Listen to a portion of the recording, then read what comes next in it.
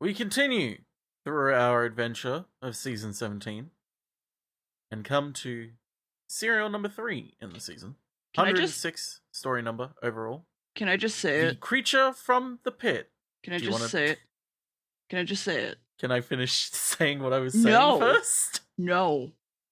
Go ahead, I guess. I thought it would go ahead. I say a sentence, then you say a sentence. No, there's something very important, but go ahead, I guess. Yeah, and we can get to it after I finish the sentence. Go on. Season 17, serial number 3, number 106 overall. It's The Creature from the Pit. Penis! A downsized episode that involves a penis. Penis! Yes. You're not going to get to the penis until the second episode. Penis. What happens in it, dear? Penis! Also, have I ever told you that this is where you're allowed to say the sentence now. Mm-hmm. So did I tell you that when I moved here, I looked at the Wi-Fi, and one of the Wi-Fi switches, I'm pretty sure the person above us, their Wi-Fi is yell penis for password. Oh yeah, mine's poo-poo. So I'm now gonna get their Wi-Fi, which is nice. Yeah, cool. Good for you. Yeah. So there's a bunch of men that look like bikers, but they're not bikers. They're bringing a man to a pit. They toot their bighorn, which makes him cry, and the pit make noise, and then he gets pushed in. By the way, on the TARDIS, Romana's cleaning, and the doctor's reading the K9, and supposedly there's no junk on the TARDIS, but also it's for getting calls for Gallifrey, this piece of junk, and to Gallifrey, whatever. So they plug it in, and it instantly sends the TARDIS flying in a direction, and they've landed. And outside it looks like a jungle. So, okay, K9, stay here. You're worthless right now. And out the others go to look around, and there's parts of an eggshell everywhere, and that's weird. The eggshell's also alive. Also, there's maybe a transmitter somewhere on the planet, too. Romana wanders off, but the doctor is being approached by something rolling across the ground, and it looks like weed, like dank nugs. And then they fucking attack the doctor, and Romana's off doing whatever the fuck. Someone else comes up and has a big-ass sword, and there's a person with a whip. And now it's time to kill the doctor, I guess, but then there's a lady, and she goes, wait, I'm in charge, and those are called wolf weeds, and we grew them, and this is apparently the place of death, because if you're here, you're gonna die, because we said so. Romana, by the way, was also captured by these people, had mentioned the TARDIS being theirs, and is captured currently. So we are all walking together, and the plants come with us, and they're also being followed by someone. Whee! They're being followed by very dirty men, who attack the entire group, capture Romana, and run off. They are bandits. Also, fuck Romana, because we just hope she dies quickly. It's the only thing we can do.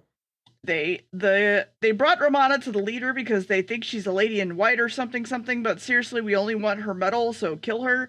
And the doctor fakes an itchy nose to try and escape, but gets caught with the other lady with the weird hat. And she takes the yoke off him and goes, I guess we should talk.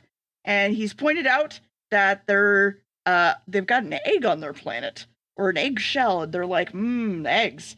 But then decide to send out the wolfweeds to try and find Romana, hopefully before they kill her, of course.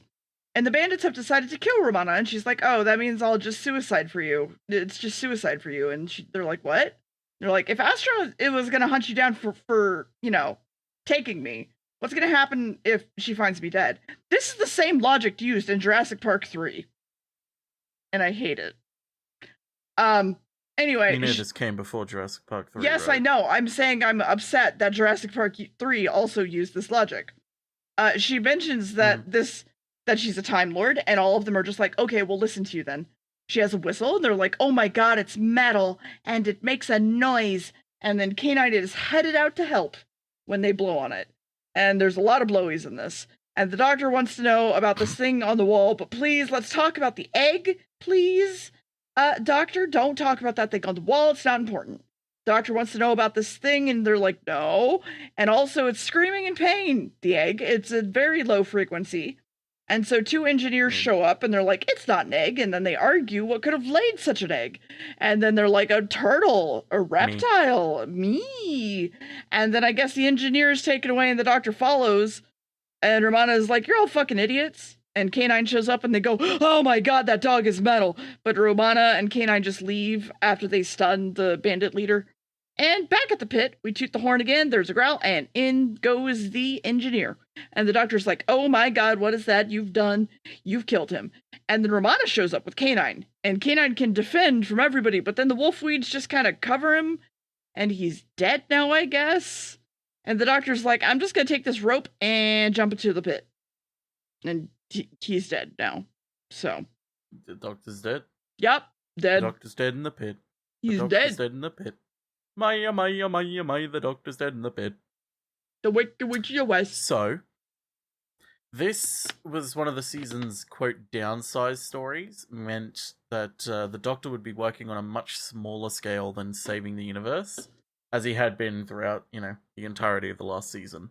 They didn't want to fall for the trap of, well, last season he was saving the universe, so we can't do less, it has to be more, everything has to be bigger and better, what I call the American principle. Yeah. Everything has to be bigger and better than it was previously. Yeah. Trying to outdo modern yourself. Doctor Who very much has fallen into that trap. Every season ending is the end of the universe or the end of time or whatever. Every single time. Which time gets old very quickly. Time. Time. But this is a creature from the pit. The penis. Directed by Christopher Barry, who has been directing Doctor Who since 1963. This is his final story because he got into major conflicts with the special effects team for most of the shots in this, and he theoretically wasted a lot of money doing reshoots and constantly, doing things over and over and over again to get it the way he wanted it. Plus also he and Tom Baker didn't get along that well. He also had differences of opinion with Tom Baker and Lalla Ward regarding their characters and dialogue during the story, which basically led to he's not coming back. But Lalla Ward also was unhappy with the story. It was during the production block, this was actually the first episode filmed this season. And it was the first one she filmed, and she was still working out how to play Romana. The story was still written for Mary Tamm's version of Romana, so it didn't exactly help. And she even wears a white dress like Mary Tamm's. She did not like it at all. She didn't like that she was basically pretending to be the first Romana. It's like she's meant to be this new Romana, and this story kind of doesn't really know what to do with her. Which is fair. It's a bit weird as well. But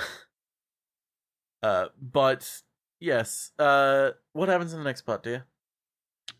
Penis. That's at the end. Yeah, it is. Romana wants to climb down and save the Doctor, but that's not going to happen. Romana's also too valuable. But she doesn't know anything about the egg, and the lady's like, shut the fuck up. Yes, you do. Leader lady goes, there's no way for him to climb out.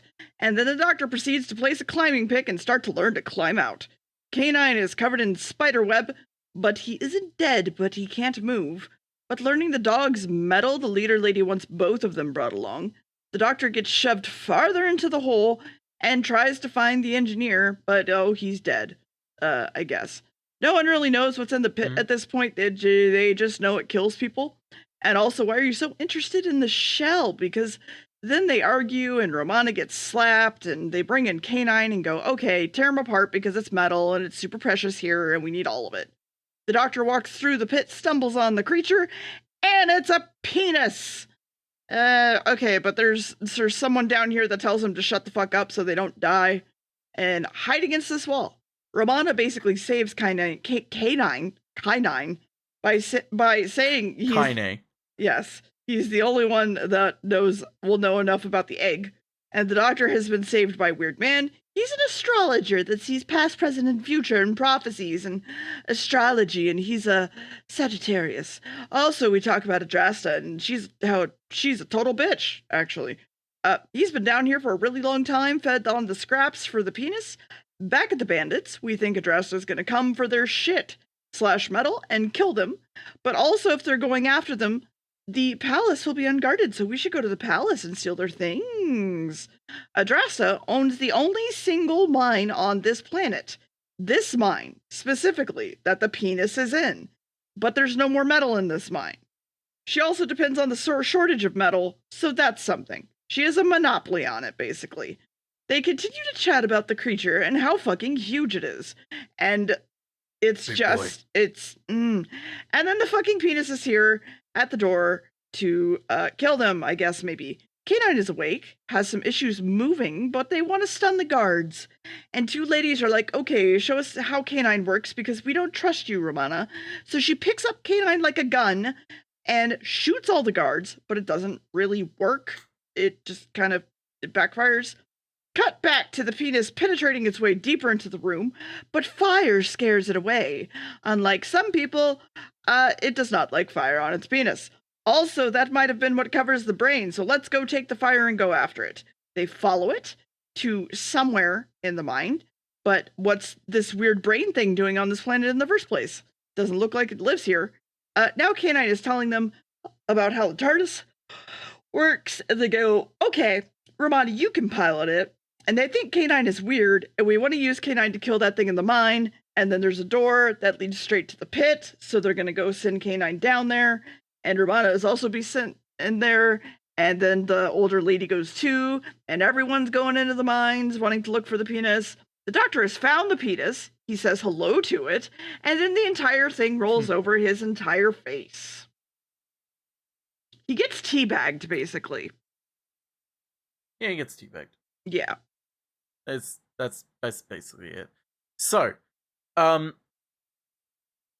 was kind of a nightmare to work on this episode. There were a lot of complicated model work involved to get the space scenes done, and so much that the original scene had to be refilmed, because you could see the wires on the TARDIS. The Erato prop, the big penis, was also a major problem. A puppet version was unavailable for rehearsals, and there wasn't time for a redesign. Graham Williams, the producer, called Erato a giant syphilitic phallus, and the whole crew burst into laughter upon seeing it, prompting the producer to reprimand them. But are they? Apparently, there's an outtake of there's. True, they're not wrong. It does look like a penis, and everyone knew, but there wasn't time to change it.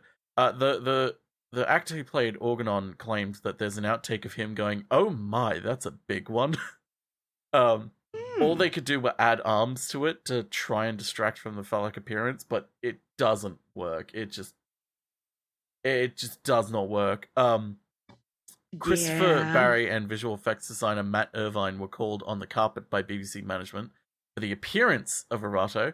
The phallic appearance of the proboscis in the first episode resulted in uncontrolled laughter in the studio and prompted an overnight change to add a pair of pincers to the creature. It was kind of a disaster. Like, they did not have time. They tried to make this, and then they put it on set and were like, oh god, that's a penis. We've just made a penis. Mm-hmm. It did not go out well. Which, I mean, there could have been better interactions with the penis, I'll say that much. Yeah, I mean, there's one point when Tom Baker's interacting with it, he just grabs the... We'll get to it. Yeah, there's a lot of touching with the penis. Mm-hmm. More than touching. The original outline for the story was more concerned with Adrasta's attempts to claim the TARDIS for herself. K9 eventually would take Adrasta away in the TARDIS, returning her defeated at the story's conclusion. Upon initially being thrown in the pit, the Doctor is attacked by Helen, a former member of Adrasta's team of engineers. In the final episode, a battle fleet from Tithonus arrives, threatening to destroy Chloris with a photon missile. Erato and the Doctor travel into space in Erato's ship, and the Tithonian weaves a spacesuit for the Doctor, enabling him to reach the missile and disarm it. Which was kind of unfilmable, and also a lot dumber than what actually happened. But what happens in the next part, dear? Penis? Penis. Yeah. Well, the suddenly guards are here and try to help, but the penis does a magical thing that makes a shell door appear that stops them from coming in. The astrologer's like, well, we can't get through this. We would need gunpowder or something. And then the doctor wakes up and he notes that the door is there and knocks on it. And he's like, I'm alive. It's fine. Cut to the bandits who are at the gates breaking in to steal things. Romana takes K9 to check on his circuitry, and the old lady's like, don't talk to your dog, bitch. And the old lady's like, don't worry. He's dead in the pit with the penis. Don't worry about it. But what if K9 could break through the shell the penis made? And he goes, I don't know what it's even fucking made of. Like, what do you want from me? The doctor is meanwhile wandering around looking for it, finds some metal from not here. We'd meet back up with the penis and have a conversation with it, sort of. The doctor now thinks it's a plant and goes, shh, it's okay. And then we don't have a mouth or a head or anything to talk to, so how do we communicate? Well, we whisper to it as best we can, and then we take the penis in our hand, and we blow into it, and talk into it, and put it in its mouth, his mouth, and it's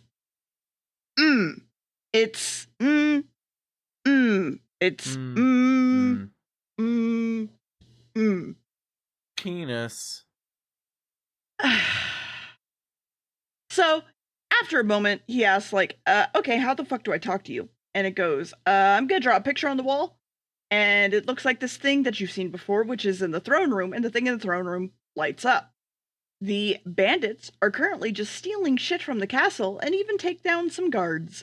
Well, the throne room thingy lights up again, and it's very hot to the touch. They're like, ooh, this is metal as well, we should take it. And good thing we can go through this door, which is totally to get us out of here and not down into the mine. And the doctor's like, okay, but what is it? Talk to me, please. And the doctor leaves and notices a bit of eggshell around him and touches it. But then the penis gets very angry when it's touched. And because he did not ask for consent at first. But then when leaving, his scarf takes some of the eggshell with him secretly. Romana has met the astrologer and are now trying to figure out how to get the shell open. Leader lady is upset that the astrologer isn't dead, but also the wall is totally not penetratable. Yes, at all. And the stuff is actually the same from the shell in the first episode, and K9 tries to blow the door open, while the bandits, meanwhile, head into the mine.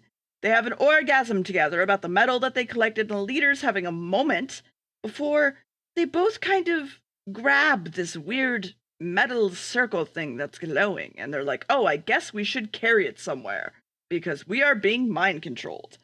K9 cannot break through the shell because of its self-renewing properties, and they need to think of a plan somehow. And the doctor just, like, walks through the door because it's paper thin. Because he asked the creature nicely, he was let out, and the lady's like, he can't talk without the thing I stole. What? And then they walk off to find the penis, but it's gone. And they're like, well, wait, why didn't it kill the doctor? And the doctor is worried that the guards will die if they go after it, but threaten to do so. They leave. The astrologist has a moment. The doctor comes to talk to the leader lady, and they should have heard something by now, so we send the astrologer instead of the doctor to go figure out what's going on. Romana and the old lady come back and say it's not there. The cave is empty, and there's a passage at the back of the cave that it probably slipped out through. So the leader is like, just go kill it, everyone. And doctor is like, you're just gonna make it more angry. And she drops the name of the creature by accident and then goes, actually, no, it's the pit monster. But we can't do anything while holding K9. So we pull out a mirror, which lets K9 laser the guards. Oops. And the lady gets confronted by the penis because it wants to kill her and get revenge. Romana uses the laser of K9, or Romana, use the laser of K9 or I kill the doctor, she says. But oops, the bandits are also here and put the metal circle on the penis. And she's like, no. Yeah. No, not the penis. No. Oh, lordy. The penis. Mm-hmm. So Christopher Barry still believes to this day that the Tithonium was an unfilmable concept, His insistence on having 3 attempts at making models caused delays, added to the budget, and caused friction with special effects department. He made them do the spaceship scenes again because he thought they were unbroadcastable. Apparently, also the wolfweeds were radio controlled, and the gearboxes in them would repeatedly caught fire, which not exactly helpful. David Fisher, the writer, also wrote copious amount of background notes on both Chloris and Arato when he submitted his story, and much of the material failed to make it into the finished script. The outline states that Tythonians spend 200 years mating, the male and female merging into one another during the procreative act. The gestation period apparently lasts for 3,000 years. It's a little bit weird. I just find it fucking weird that's it. That's the note. Yep. So you may be wondering where this sort of thing comes from. As anyone growing up in a steel-producing town in the 70s Britain knew, government decisions about what was economically viable were a suspiciously good match for what was politically useful. As with coal, in other episodes like The Green Death and The Monster of Peladon, the manufacture of steel provided a means by which large bodies of organized labor could take concerted action against any government. Moreover, as British Steel was hemorrhaging money through management's slow response to rising fuel costs, and as management responded by sacking workers, closing plants, and giving them pay rises, well, giving themselves pay rises, I should say, imported steel looked like a better option, regardless of quality or logistics. Some towns had for generations been geared entirely towards one industry.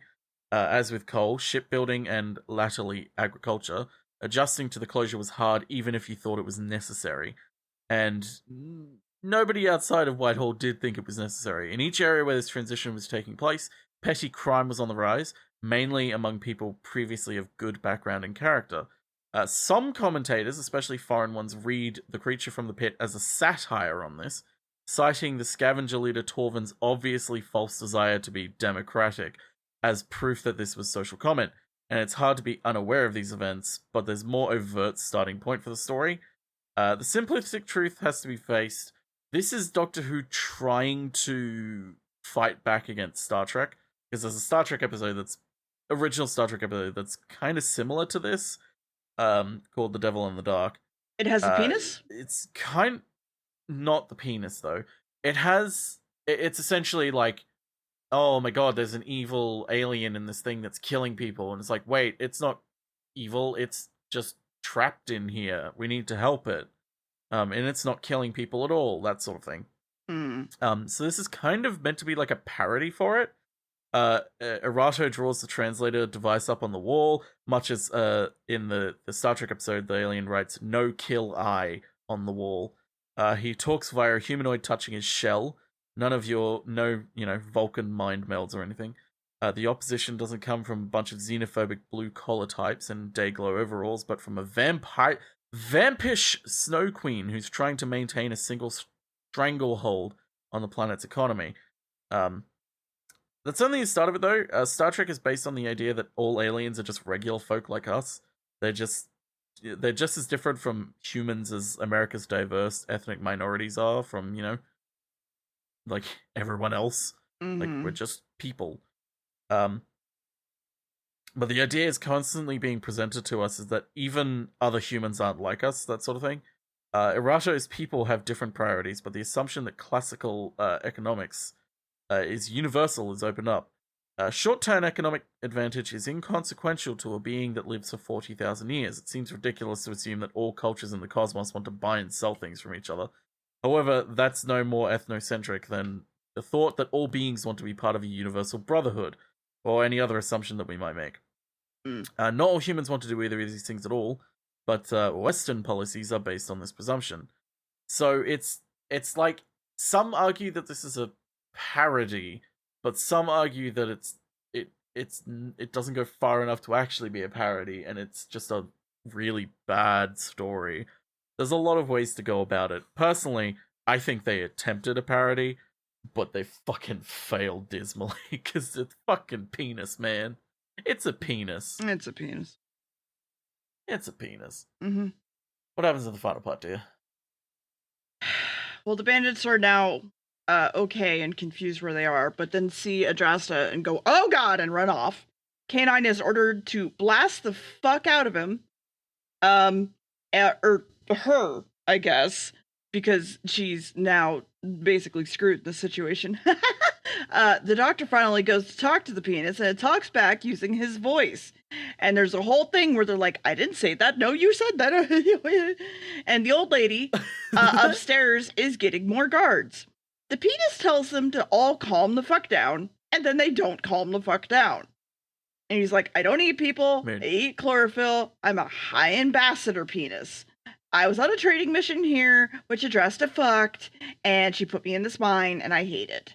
K9, we turn around and see, is covered in wolfweed again, and the lady's like, okay, well, let's just kill whoever we want. She wants power and needs the planet to clear the planet, which is why she needs the metal, but the huntsman won't listen to her, and he's like, actually, I'm going to let the doctor explain. Penis was here 15 years ago to offer metal in return for chlorophyll, but the metal monopoly bitch was like, fuck that. I don't want more metal here. She, of course, denies all of this and says if the doctor communicates, he'll just say the lies that he's saying. So we basically use the wolf weeds to force her over towards the giant penis, making her touch the penis button and use her voice. And they're like, I was lying, and who took this bitch seriously? And then the wolf weeds and the penis both fucking assault and kill her. And when it draws back, she's covered in cum, basically, because it's just like white string. Yay! And I don't know why they decided to do that. Also, the weeds were a nice meal for the dick, I guess, so let's get him out of here. But don't say thank you yet, Doctor, and I'm not sure why, because it feels like something's off.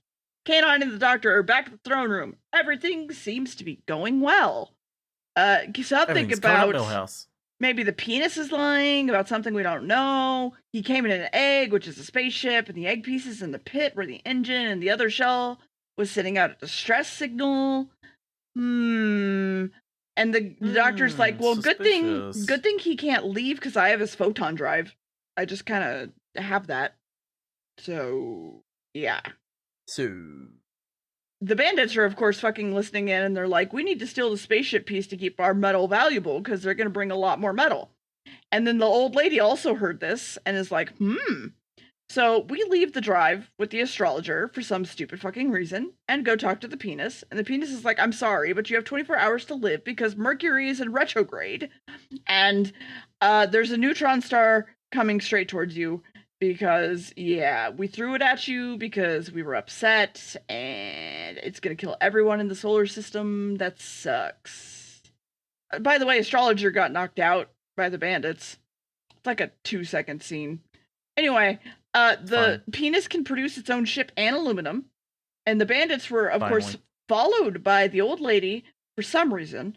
And if they put the penis's shell around the neutron star, much like a condom over a banana, they can throw it off course. And the penis is like, I don't want to help these fucking assholes. They tried to kill me. And the Doctor's like, you're a dick. And it goes, oh, right, I am. I'll help. And the bandit is like, okay, well, we should have picked up that shell or whatever, because I guess they didn't take it. And then the old lady comes in and stabs their leader, so he's dead. But the old lady goes, I have the shell, and I want to make sure that we have a monopoly of metal again, so you're going to help me. And then the Doctor rushes in and goes, okay, guess what? You're about to die. So everyone in here, and the old lady is like, okay, cool, let's go ahead and die, because we don't believe you, and we want money. But then K9 comes in and destroys all the metal that was collected, which is, I guess, like, all the metal ever. And so they get the fragment of the ship and the communicator thing from the penis on the TARDIS, and they go off to that neutron star and to shove it out of the way. So to shove it out of the way, they use a gravity beam on the star, but it can't be for more than 5 seconds at a time, because the TARDIS is going to have trouble with that. But if they don't use it, the penis is going to die because it's being pulled towards the neutron star hole.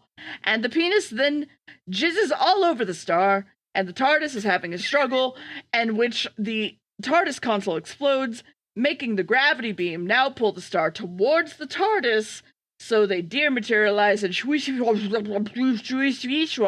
away, which they do, and everyone's alive. They cut to the astrologer pondering his orb, and the TARDIS swooshes in, and we go, wow, we saved the day. Here's the thing from the penis. It's a draft trading agreement to save the world. And then the Doctor leaves in the background and fucks off. And that's it. Yeah. They're gone. Yep. They're just fucking gone, dear. They're just fucking never coming back ever again. Yep. Thankfully, the penis monsters never come back. Yep. Thank fuck. Thank the penis.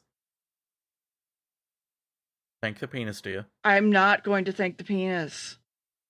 The Doctor already did that behind the scenes. And on the scenes. How do you think he got the job? And on this. Oh. So that is the creature from the pit. It's a episode. What do you think, dear? Out of 2, only because there's a penis. I found this... Is it low because there's a penis, or is it high because there's a penis? It's high because there's a penis. I found this annoying as hell. I found the ladies, like the actors and actresses or whatever, just to be fucking annoying and like really obvious. I found so what you're saying is you hate women. Yeah, sure. I found the bandits to be overly stupid and just, you know. What you're saying is you hate the working class. I hate you. Specifically. And your penis. Wow. Rude. Rude. That's rude. I don't know. I found very little to actually like, except for the fact that it's a funny penis. It is a pretty funny penis. You have to admit that. That's why it has a 2 and not a 0. We love a funny penis. That is why it has a 2 and not a 0. Next episode. What word would you like to guess, dear? It's blanker of blank. The easier one.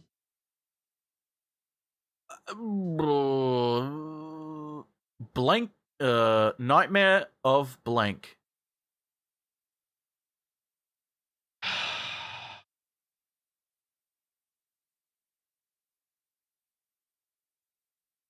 It's gonna be a planet name, isn't it? No.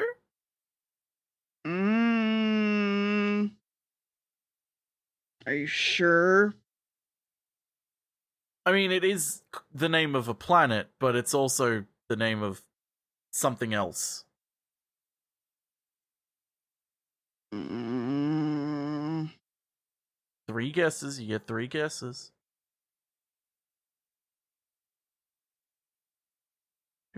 Elm Street. That's a movie, dear, and that came out in the 80s. No. The movie The Nightmare 79. On Elm Street came out in the 80s, not of Elm Street.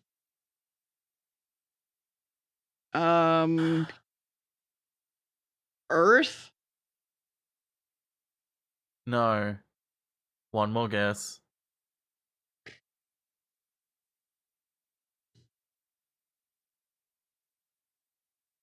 Terra? Final guess? Terra? Eden. Okay. I would not have been able to... Nightmare of Eden! I hope you love drugs. Yeah! Oh my god. Don't worry about it. Don't worry about it.